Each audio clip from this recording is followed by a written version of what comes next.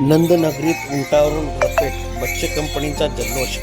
राजस्थानच्या वाळवंटात फिरणारे उंटाचे आगमन नंदनगरीत झाले आहे.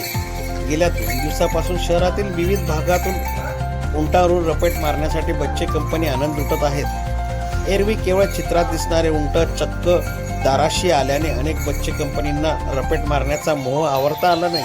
रविवारी सुट्टी असल्याने सायंकाळी अनेक शालेय विद्यार्थ्यांनी उंटावरून रपेट मारण्याची हौस भागविली.